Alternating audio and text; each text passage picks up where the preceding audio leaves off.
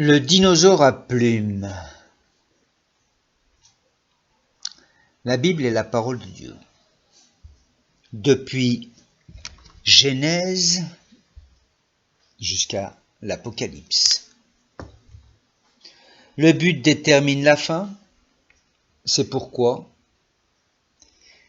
il est écrit dans Corinthiens 15, 21 et 22, car puisque la mort est venue par un homme, ainsi aussi par un homme est venue la résurrection des morts. Et comme tous meurent en Adam, de même tous revivront en Christ. L'Évangile est le remède au problème du péché. Qu'est-ce que le péché? La Bible dit quiconque pêche transgresse la loi, et le péché est la transgression de la loi. Et donc, si quelque être humain doit entrer dans le royaume des cieux, nous savons qu'il doit être libre de péché. Nous savons par la Genèse que le péché originel est la source de tous les péchés. Ce péché originel a eu des conséquences énormes à tous les niveaux de la création, laquelle gémit dans l'attente de la manifestation des fils de Dieu. Le péché bouleversa la constitution interne du premier homme. Son esprit, sa conscience, mourut en premier lieu. Ensuite le corps, quelques siècles plus tard. Avant de pécher, Adam se réjouissait et s'émerveillait de la présence de Jéhovah dans le jardin d'Éden. Après le péché, il se cacha de cette présence divine, Genèse 3.10. Son âme aussi se flétrit et commença à éprouver de l'amertume, tandis que sa mentalité changea du tout au tout. 9 siècles plus tard, ce fut le corps qui se désintégra et revint à la poussière. Mais le pire de toute cette histoire, c'est que toute la race humaine qui descend de ce couple unique hérite assez tard, son congénital. Et seul Jésus, pour avoir été engendré par Dieu le Saint-Esprit, échappe à cette malformation génétique. La première venue de Jésus-Christ à ce monde a pour unique raison le problème du péché. Le problème génétique qui a son origine dans le premier couple d'êtres humains, Adam et Ève. Il est vrai que le problème est bien sûr d'ordre moral aussi. Mais la solution pour résoudre cette contagion est d'ordre spirituel. Ce qui est engendré par un descendant d'Adam est automatiquement infecté par le virus du péché. À part Jésus, il n'y a pas d'immaculée conception comme le prétendent les papistes. La descendance adamique est irrémédiablement pourrie de l'intérieur. Sa personne y échappe. L'humanité est une masse démente, comme disait Luther. Et c'est pour cela que même que Jésus est appelé le deuxième Adam dans le Nouveau Testament, car il est celui qui nous engendre de nouveau par le Saint-Esprit au moyen de l'Évangile. Selon l'Écriture, il n'y a que 2 races d'hommes, la race charnelle et la race spirituelle. Ceux qui ont une nature purement adamique, c'est-à-dire terrestre, et ceux qui, en dépit de leur nature terrestre, ont reçu une nature céleste.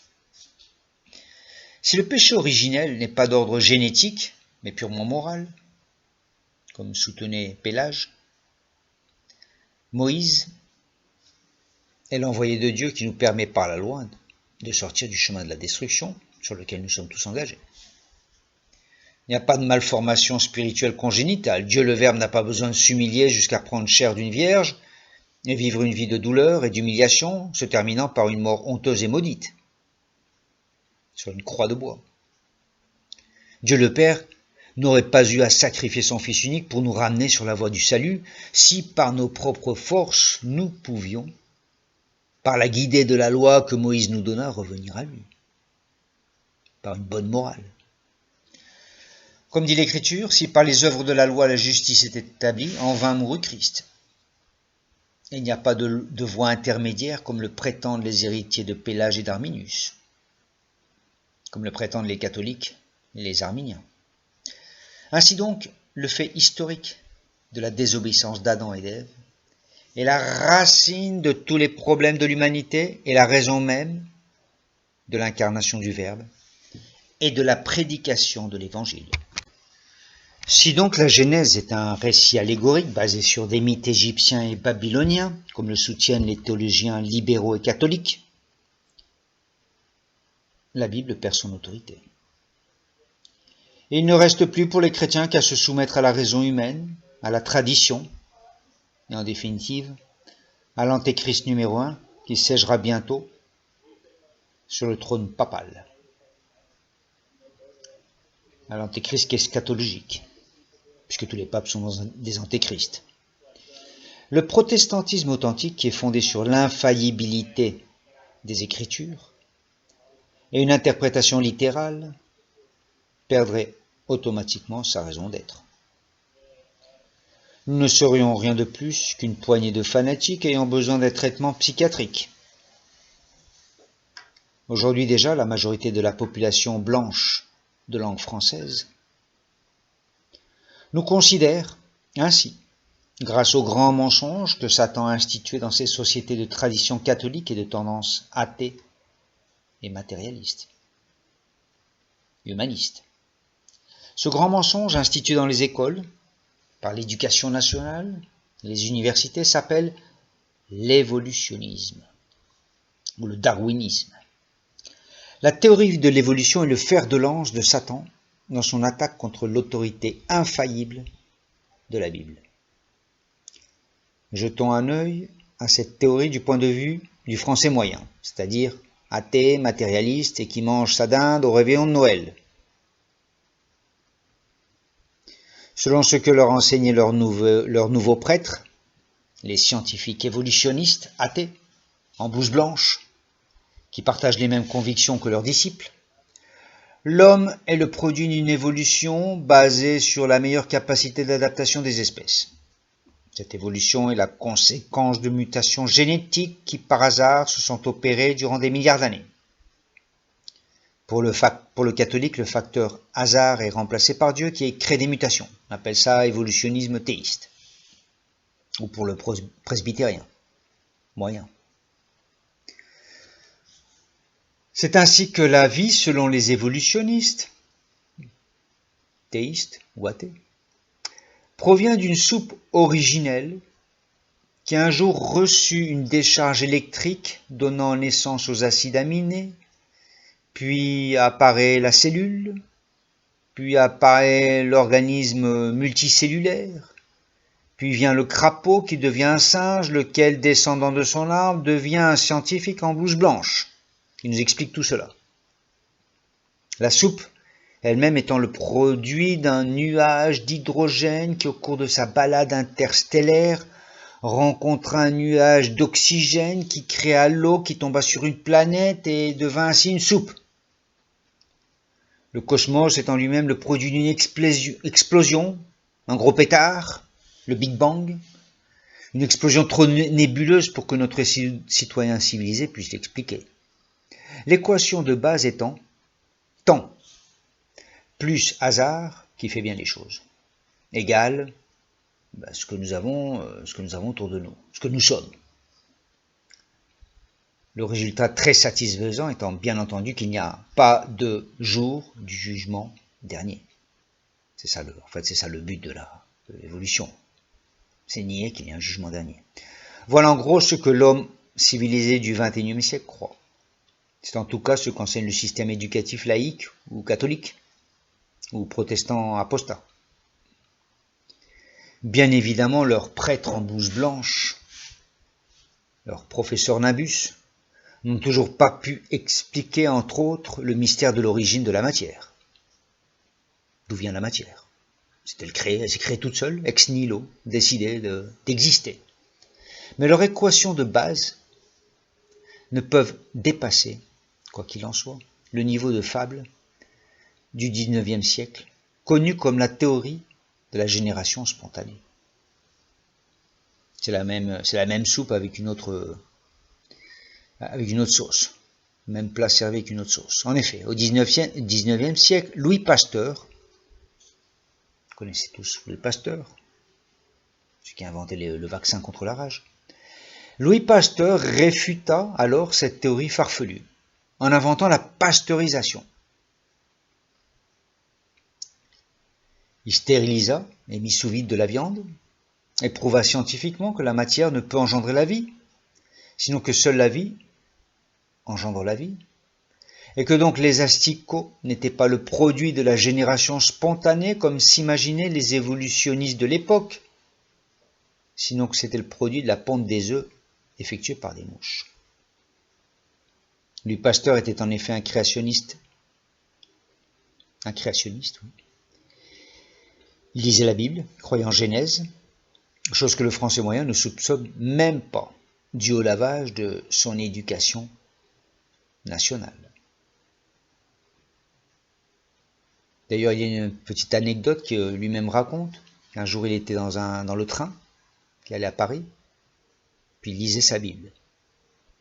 Il lisait la Bible. Puis entre dans le train un jeune homme qui voit cet homme à un certain âge, lui lisant la Bible, il dit « Ah mon pauvre homme, c'est dépassé tout ça. Maintenant nous sommes dans le siècle du progrès, de la technologie, c'est dépassé tout ça, vous perdez votre temps avec ces fables. » Louis Pasteur le laissa parler, tout son beau verbiage.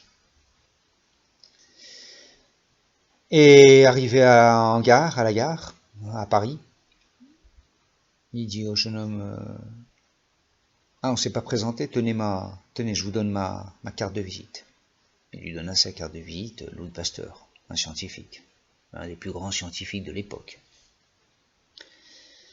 Donc, sachez-le, Louis Pasteur n'a pas inventé la pasteurisation pour que nous ayons du lait en Tetra Pak. Il a inventé la pasteurisation pour montrer aux évolutionnistes de l'époque que la génération spontanée était une théorie complètement fausse. Aujourd'hui, bien sûr, Louis Pasteur n'aurait pas entré à l'Institut Pasteur, il serait jeté dehors. La différence aujourd'hui, c'est que la fable de la génération spontanée ne s'implique plus dans le domaine de la biologie simple, sinon dans celui de la biologie moléculaire ou dans celui de l'astrophysique. Voilà en fait ce que gobe le citoyen de la Ve République, qu'il soit facteur ou préfet, scientifique ou OS. Pour toute cette masse distinguée par sa merveilleuse éducation nationale, il est prouvé scientifiquement que l'homme descend du singe à travers une évolution qui s'étale sur des milliards d'années. Il ne reste donc plus qu'à trouver le chaînon manquant pour abolir le terme douteux de théorie de l'évolution et le transformer en loi de l'évolution. Après quoi, le pape pourra canoniser Darwin et Teilhard de Chardin, s'il prend bien soin auparavant de détruire les archives qui témoignent que Darwin nia sa théorie sur son lit de mort. Quoi qu'il en soit, jusqu'à aujourd'hui et pour l'éternité, le chaînon reste manquant.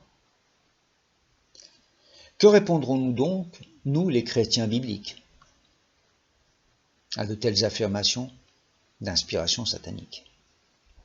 Premièrement, que toute écriture est inspirée de Dieu. Toute l'écriture est inspirée de Dieu. La Genèse est en conséquence un récit historique fiable.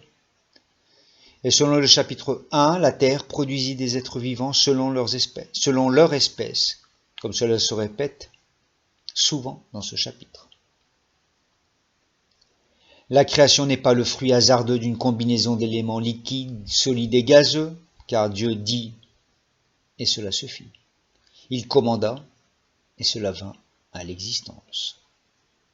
Par sa parole, toutes choses ont été faites instantanément, et rien de ce qui était fait n'était fait sans elle. Jean 1, verset 3.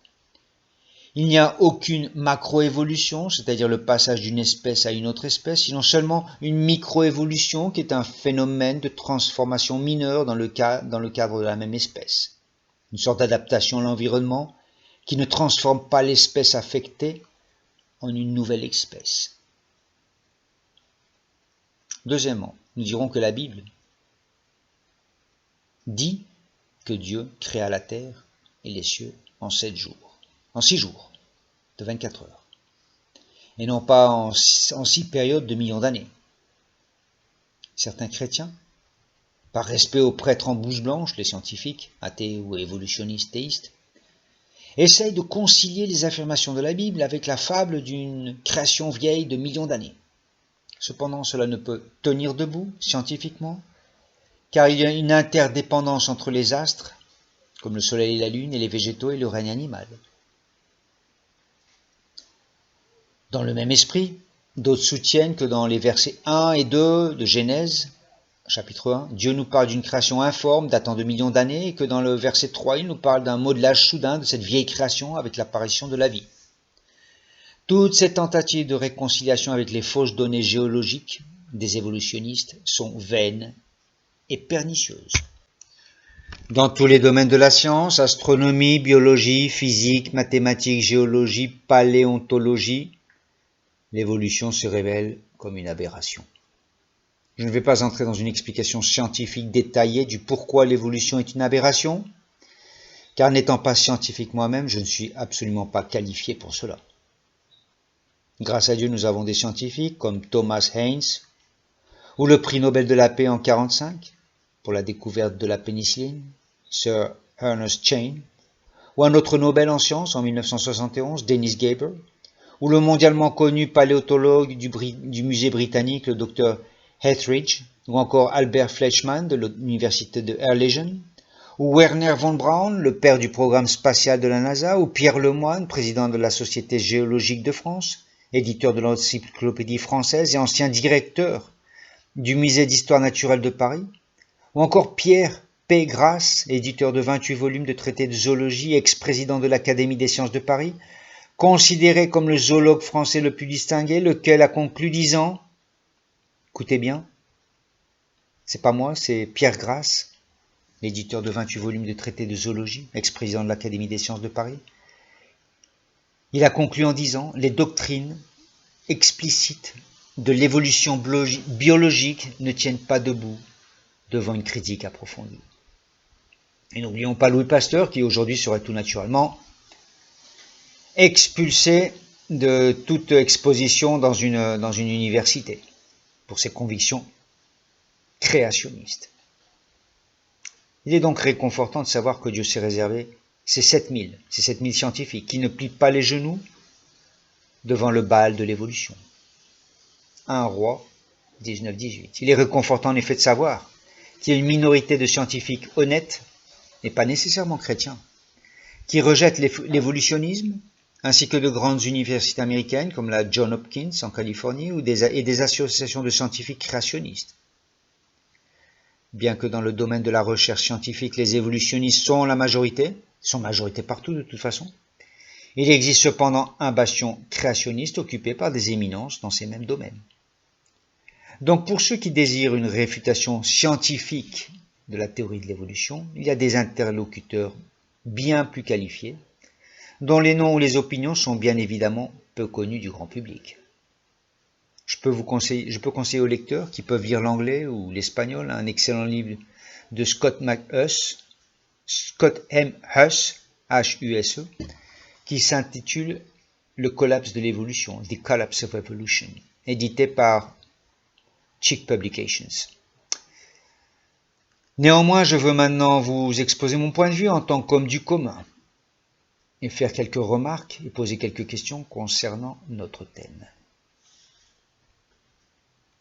Il y a quelque temps, j'ai lu dans la fameuse revue National Geographic un article d'un scientifique évolutionniste, évidemment, qui affirmait qu'au cours d'un passage d'une espèce à une autre, le dinosaure a commencé à avoir des plumes. J'ai lu aussi dans ces sortes de revues que l'évolution a eu des fois des accélérations vertigineuses au point qu'un jour un serpent a pondu un œuf et il en sortit un oiseau. Mutation extraordinaire, n'est-ce pas? Ce ne sont pas des blagues ou des expressions comme « j'y croirai le jour où les poules auront des dents ». Non, non. Ce sont des scientifiques, des gens sérieux dont les théories sont publiées dans de grandes revues scientifiques. Sans aller si loin, en utilisant un peu nos petits ménages, comment gober par exemple que les ailes des oiseaux sont le résultat d'un processus d'évolution étalé sur des millions d'années. En effet, cela implique que durant des milliers de générations, les prototypes de l'oiseau ont dû courir avec des quarts d'ailes, puis des moitiés d'ailes, des trois quarts d'ailes, et enfin, quand la dernière plume est apparue sur l'extrémité de l'aile, ils ont pu décoller et ainsi échapper aux prédateurs qui, eux, avaient 4 pattes pour les courser et pas de bout d'aile pour les gêner. Cela est d'ailleurs en totale contradiction avec le dogme évolutionniste, selon lequel le plus adapté survit. Ne pas pouvoir courir à cause d'ailes, qui ne permettent pas de voler, me semble être une adaptation parfaite pour l'extinction d'une espèce. Et ce n'est qu'un exemple parmi tant d'autres, comme l'absence de chaînons intermédiaires dans le registre des fossiles accumulés depuis plus d'un siècle. Le conte du crapaud qui se transforme en prince charmant peut être intéressant pour les petits-enfants. Mais que cela se transforme en dogme officiel pour les universités, cela est aberrant. Comme dit la Bible dans Romains 1, verset 22, se vantant d'être sages, ils sont devenus fous. C'est une aberration car mathématiquement, les probabilités de véracité de la théorie de l'évolution correspondent, écoutez bien, à faire exploser des bombes dans les décharges publiques et être convaincu qu'un jour, après des milliards de tentatives, les déchets en retombant formeront un Boeing 747 prêt à décoller. Tout cela repose en fait sur la haine de Dieu et de sa parole infaillible, la Bible. Le dinosaure à plumes n'a rien de scientifique. Cela montre seulement la crédulité des masses déchristianisées qui maintenant ne croient plus aux cérémonies mystérieuses et pompeuses faites en latin par les prêtres de l'Antéchrist romain, sinon qu'elles croient les mystérieuses élucubrations de leurs nouveaux prêtres en blouse blanche. Création ou évolution? Ce n'est pas une question scientifique dans le fond. C'est en fait une question éthique et spirituelle qui a été voilée par un vernis scientifique. La véritable question étant, la Bible et la Genèse en particulier, est-elle un récit allégorique, basé sur des mythes anciens, ou est-elle un récit historique et véridique? Suivant la réponse que chacun donne à cette question, s'en suivra l'adoption de la théorie de l'évolution ou le dogme de la création. Les deux options ont leurs scientifiques diplômés pour la soutenir. Mais ni le scientifique évolutionniste ne trouvera le chaînon manquant, ni le créationniste ne trouvera le squelette d'Adam avec la côte manquante. Ce qui est désolant, c'est que dans des pays comme la France, le grand public a reçu un tel lavage de cerveau via la télé et l'éducation nationale, qu'il n'imagine même pas que Louis Pasteur ou quelque autre grand scientifique puisse nier le Big Bang et le dinosaure à plumes. C'est une hérésie pour leur religion instaurée par leurs scientifiques en blouse blanche. Chacun a son concept de la Bible, c'est ce qui détermine sa position évolutionniste ou créationniste. Les évolutionnistes se rient d'Adam et d'Ève au jardin d'Éden. Pour eux, c'est une fable infantile. Pour ma part, je me ris du dinosaure à plumes, ainsi que de l'homme de Nebraska, de l'homme de Piltdown, de l'homme singe de Java, du Néandertal ou du Cro-Magnon, celui-là un vieillard arthritique, à son musée près de l'endroit où il était trouvé, en Ardèche, dans les gorges. Un bidon, justement, un nom adéquat pour cette théorie bidon. Je me moque aussi de la guenon Lucie. Connaissez-vous par exemple l'histoire de l'homme de Nebraska? Elle est aussi risible que celle de ses compères fabuleux. L'homme de Nebraska fut découvert en 1922 par Harold Cook. Il fut un grand succès, car enfin, apparemment, le chaînon manquant pointa son nez. Pardon, ce n'est pas le nez qu'il pointa, ce fut la dent. En effet, Harold trouva une dent. Les grands scientifiques de l'époque l'examinèrent et déclarèrent que c'était la preuve indubitable de l'existence d'une race préhistorique en Amérique. Quelques années plus tard, ils creusèrent un peu plus profond à l'endroit où fut trouvée la dent de M. Nebraska. Et ils découvrirent un squelette d'une espèce éteinte de porc d'où provenait l'Adam. L'histoire du Pildon est encore plus désopilante, car il fut exposé dans les musées, fut le sujet d'importants livres des prêtres en bouche blanche durant 40 ans, jusqu'à ce que l'arnaque fût découverte publiquement en 1956. Des faits scientifiques, il y en a des millions. Le problème est dans l'interprétation de ces faits. Trompeur est le cœur de l'homme, plus que toute chose, et pervers, dit la Bible. Cela même explique l'existence de la théorie de l'évolution. Un évolutionniste, qu'il soit théiste, comme les catholiques, ou comme les réformés de l'Église de France, ou athée, ils nient tous l'affirmation de la Bible. Ils nient tous la Bible. Ces gens-là nient la dépravation totale de l'homme et donc nient le péché originel et la justice divine qui établit un jour du jugement. Comme disait un athée honnête en parlant de la Bible. Si je ne condamne pas ce livre, c'est lui qui me condamnera. Les catholiques, qui sont évolutionnistes théistes et donc ne croient pas au Dieu de la Bible, ils croient en leur pape, en leur Marie sans péché, co-rédemptrice, co-médiatrice, et se vautrent dans l'idolâtrie qu'ils nomment adulation, sont franchement hypocrites et inconséquents. Les évolutionnistes athées sont plus logiques et moins hypocrites, et donc ils nient tout simplement le Créateur. De toutes les façons, dans les deux cas, le péché originel qui s'est produit au jardin d'Éden en Mésopotamie est nié. Selon leur opinion, nous ne sommes pas une race déchue, sinon au contraire une race en pleine évolution. Nous ne sommes pas les descendants d'un homme pur, innocent et complet, sinon que nous provenons de l'évolution d'une espèce animale qui se perfectionne au cours des millénaires.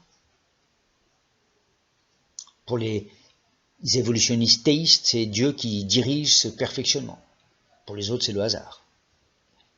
À l'opposé, nous, les créationnistes, affirmons, Bible en main et histoire en tête, que l'homme est une créature totalement corrompue en comparaison avec Adam, avant son premier péché, qui a besoin désespérément d'être rénové par la grâce de Dieu qui se trouve uniquement en Jésus-Christ.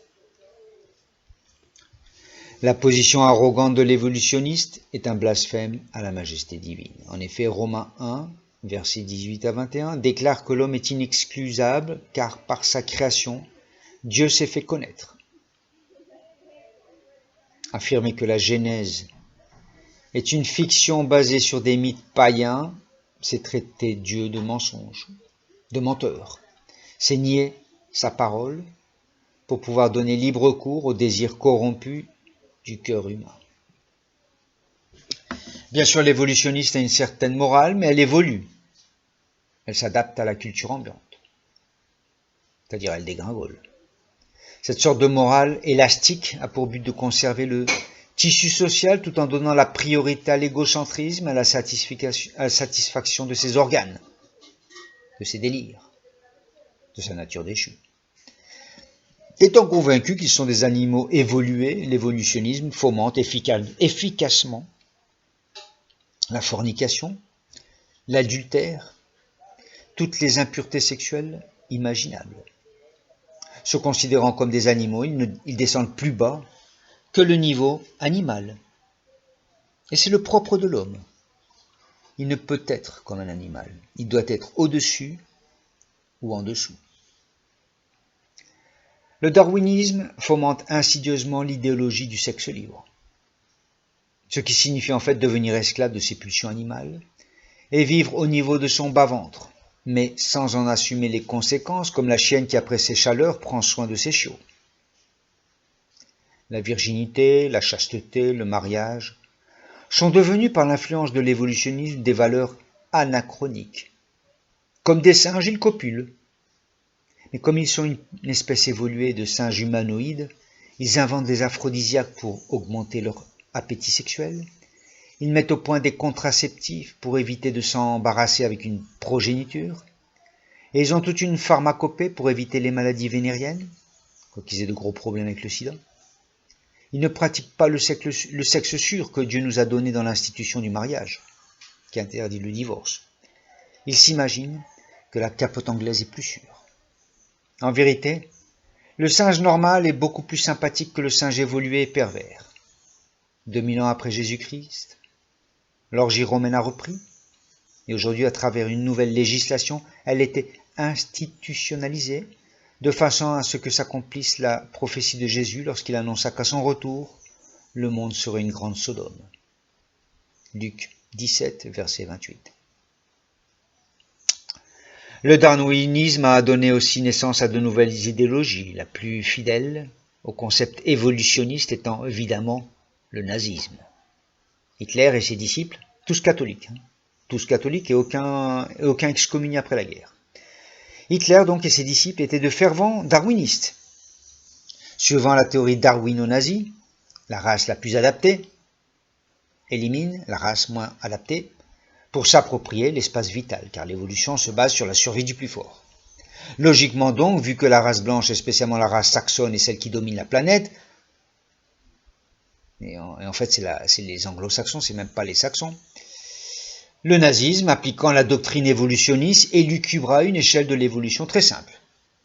Plus tu es blond, plus tu as les yeux bleus, plus tu es supérieur.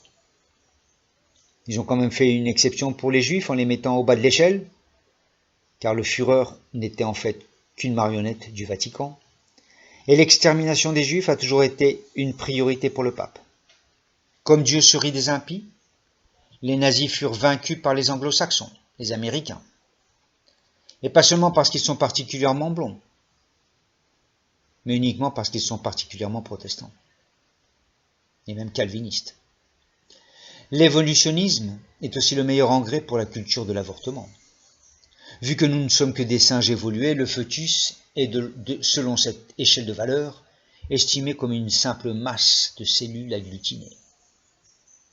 Déjà le bras droit d'Hitler, le cerveau de la propagande darwino-nazie, M. Goebbels, avait proposé à Hitler une méthode plus efficace pour l'extermination des races inférieures. Au lieu de déporter des millions de personnes vers les camps de concentration, ce qui était coûteux et difficile en temps de guerre, une politique et une propagande en faveur de l'avortement éviteraient tous les inconvénients de la déportation massive et des fours crématoires trop voyants. Les fœtus, ça ne bouge pas, et les mamans faisant la file volontaire devant les cliniques, c'est plus politiquement correct que les barbelés de Dachau pour les rapports de la Croix-Rouge internationale. L'idée de Goebbels ne fut pas mise en pratique par Hitler. Mais les démocraties des pays développés à la fin du XXe siècle et du XXe siècle, eux, oui, ils l'ont mis en pratique. Bien sûr, les raisons ont changé, les femmes n'avortent pas à cause de la propagande nazie, mais seulement à cause de la propagande évolutionniste et féministe. La Bible condamne l'avortement car elle considère qu'un fœtus est déjà un être humain et non une masse de cellules agglutinées. Jérémie 1, verset 4-5, dit ainsi : « La parole de Jéhovah me fut adressée en ces mots. Avant que je t'eusse formé dans le ventre de ta mère, je te connaissais.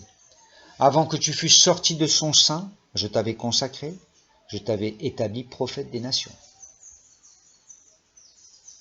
La politique de l'avortement que prenait Goebbels n'aurait pu avoir aucun succès sans le succès de l'évolutionnisme. C'est pour cela qu'aujourd'hui des millions de fœtus sont passés par l'aspirateur, puis le broyeur, et jetés à l'égout à moins que quelques organes ne soient revendus au marché noir. Ces êtres humains en formation ne sont pas victimes de la politique de l'espace vital du Troisième Reich. Ils sont victimes de la politique de l'égocentrisme évolutionniste. En effet, comment cette pauvre, entre guillemets, adolescente, qui a oublié de prendre sa pilule contraceptive lors de sa dernière surprise partie, va-t-elle sacrifier ses études, ses sacro-saintes études, dans sa belle université, pour une masse informe de cellules qui peuvent être aspirées et mixées dans les meilleures conditions d'hygiène et le tout remboursé par la Sécurité sociale, la SS, celle qui remplace les SS à tête de mort. Je me permets cependant de rappeler qu'il a été prouvé que le fœtus ayant une peau extrêmement fine est beaucoup plus sensible à la douleur qu'un nouveau-né. L'évolutionnisme fomente d'autres concepts et théories plus ou moins diaboliques tels que l'humanisme, le matérialisme, l'athéisme, mais le plus désastreux est que la Bible n'est même plus considérée comme dangereuse par les ennemis de Jéhovah. Même les prêtres catholiques conseillent à leurs ouailles de lire la Bible aussi longtemps qu'ils adhèrent au dogme évolutionniste théiste. Nous savons cependant qu'il n'y aura pas que des évolutionnistes dans le lac de feu. Il y aura des créationnistes, comme les russellistes, et même des calvinistes. Néanmoins, Jésus dit dans Luc 17, 1, 2, « Il est impossible qu'il n'arrive pas des scandales, mais malheur à celui par qui ils arrivent. Il vaudrait mieux qu'on lui mît à son cou une pierre de moulin et qu'on le jetât dans la mer, que s'il scandalisait un de ses petits. » Voilà exactement ce que font les professeurs de sciences dans les écoles, les lycées, les universités. Ils détruisent avec des arguments pseudo-scientifiques toute foi en la fiabilité historique des Écritures. Ils sont un scandale pour ceux qui commencent à croire ce que dit la Bible. Pour nous qui avons goûté la parole de Dieu et qui savons en qui nous croyons, ces misérables ne sont que des épouvantails, mais c'est une erreur stratégique grave de ne pas dénoncer le subterfuge de l'ennemi. Dieu nous a appelés pour que nous livrions la bonne bataille de la foi. Ceux qui enseignent l'évolution sont au service de Satan. Ils peuvent avoir une chaire dans l'Église réformée de France, ils sont au service de Satan. Et ils ont fait une brèche très inquiétante dans notre défense de l'Évangile. Nous sommes dans une guerre sans merci. Si nous marchons dans la chair, nous ne combattons pas selon la chair, car les armes avec lesquelles nous combattons ne sont pas charnelles, mais elles sont puissantes pour renverser des forteresses par la vertu de Dieu. Nous renversons les raisonnements et toute hauteur qui s'élève contre la connaissance de Dieu, et nous menons toute pensée captive à l'obéissance de Christ. Seconde épître aux Corinthiens, chapitre 10, versets 3 à 5. Ces raisonnements évolutionnistes, ces autorités scientifiques qui proclament que l'homme suit un processus d'évolution basé sur la loi du plus fort, du mieux adapté, et qu'il est issu du facteur temps et hasard, s'élèvent contre la connaissance de Dieu que nous procure la Bible et la méditation sur la complexité même de la création. Ces raisonnements sont une imposante forteresse qu'il s'agit de renverser. Ce n'est pas un petit fortin de l'ennemi, c'est un bunker où les descendants spirituels du darwino-nazisme pointent leur artillerie lourde à la base de notre religion. Ils visent la destruction du dogme du péché originel. La destruction du dogme du péché originel et du péché originel détruit par le second Adam, Jésus, le Fils de l'homme. En effet,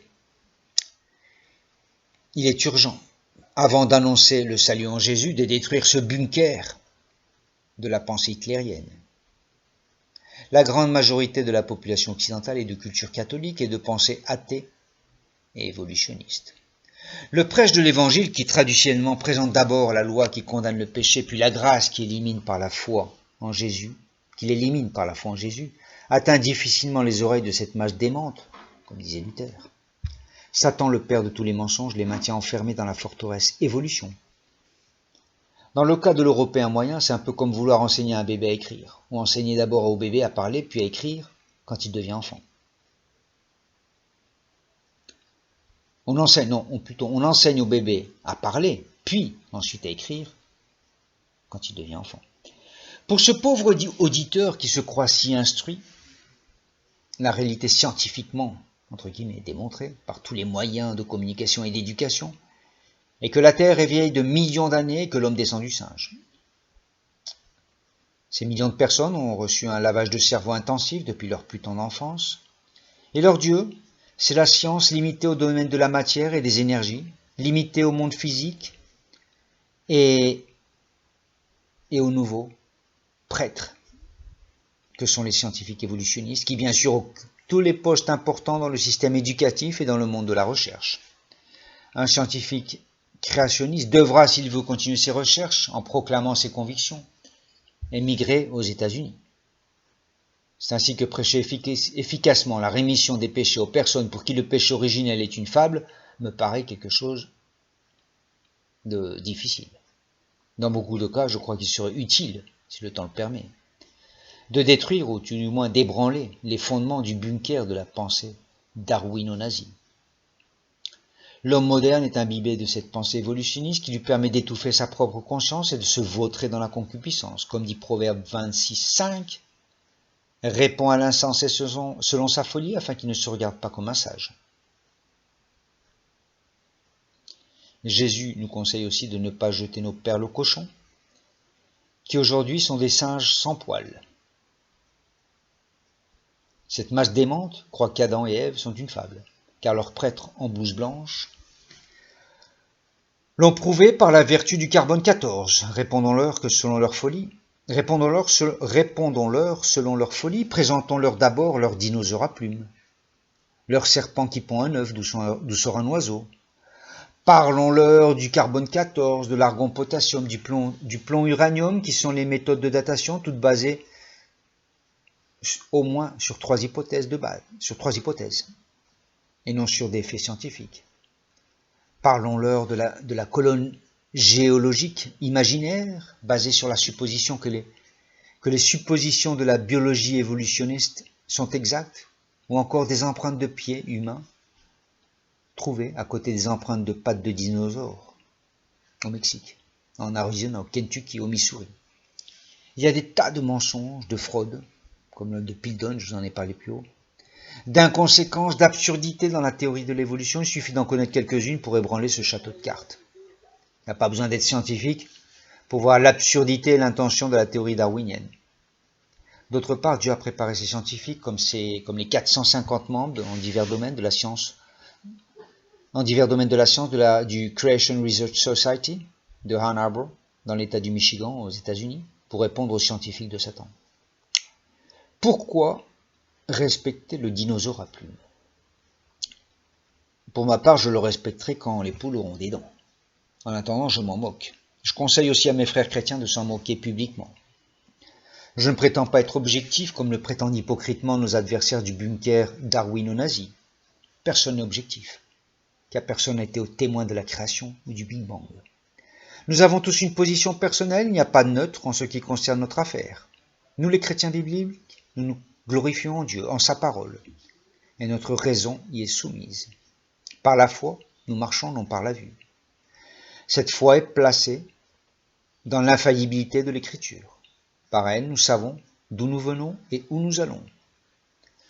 De l'autre côté, comme ils contrôlent l'éducation et les moyens de communication, dans tous les pays catholiques de tradition, et dans les pays communistes, ils ont pu, par cette théorie, laver le cerveau de leurs compatriotes, au point qu'ils ne savent même pas, que les Français ne savent même pas que Louis Pasteur était créationniste. Les partisans de l'évolutionnisme prônent leur doctrine darwino-nazie, comme si elle était établie sur des faits, et non sur des hypothèses plus que douteuses. Ils nous considèrent comme des ignorants, moyenâgeux, en oubliant que l'évolution reste une théorie, un dogme enseigné dans un système éducatif et non un fait scientifique, comme s'imagine la population. Nous, les protestants, créationnistes, nous considérons la création comme une doctrine essentielle, basée sur le dogme de l'infaillibilité des Écritures. Il y a bien sûr chez les évolutionnistes deux sortes de croyants en leur théorie burlesque. Ceux qui croient parce que leur prêtre en blouse blanche l'affirmait, et les scientifiques même, les prêtres en blouse blanche, qui savent bien que tout est basé sur des hypothèses et des probabilités impossibles, mais qui sont engagés dans une lutte consciente et ouverte contre le Dieu d'Israël, contre le Dieu de la Bible. Par conséquent, il n'y a aucune raison pour que nous, les créationnistes, nous parlions à voix basse comme atteints d'un complexe d'infériorité. Ce qui détermine la vérité, ce n'est pas le nombre de personnes qui y croient au mensonge. De même, ce n'est pas parce que tout le monde croit au mensonge que le mensonge devient vérité. Nous, les protestants créationnistes, nous déclarons la vérité, car nous déclarons l'Écriture. Et toute Écriture est inspirée de Dieu.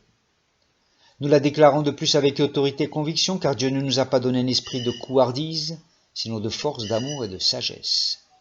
2 Timothée 1,7. Au cas où nous ayons à présenter notre foi à une audience catholique, c'est-à-dire évolutionniste théiste, nous pouvons d'un seul coup détruire un dogme et une doctrine. Le dogme de l'Immaculée Conception et la doctrine évolutionniste. Il suffit de leur présenter leur très sainte Vierge telle qu'elle est selon leur doctrine évolutionniste. À moins qu'elle ne fût engendrée par le Saint-Esprit, ce qui serait un blasphème, qu'ils n'ont pas encore commis. Elle n'est en fait que le processus final de l'évolution, la descendante d'une espèce de singe humanoïde, et donc une guenon mutante. Elle est arrivée plus vite à la mutation finale car elle n'est pas tombée dans le péché, puisque le péché pour les catholiques, selon leur théologie semi-pélagienne, est commis par imitation et non par la nécessité qu'engendre la nature même du pécheur. Selon leur doctrine évolutionniste, Marie est le modèle de l'humanité parfaite. Ça se demandait pourquoi Jésus s'est incarné. Mais cela n'empêche pas, puisqu'ils sont évolutionnistes, qu'elle est la descendante d'une espèce de singe. Une merveilleuse guenon, certes. Leur exposant ce fait, ils devront se décider pour la guenon merveilleuse, la reine des cieux et immaculée conception, ou pour la vraie Marie, descendante d'Adam et d'Ève, servante du Tout-Puissant, rachetée comme tous les saints par la mort et la résurrection du Fils de Dieu. Une sainte.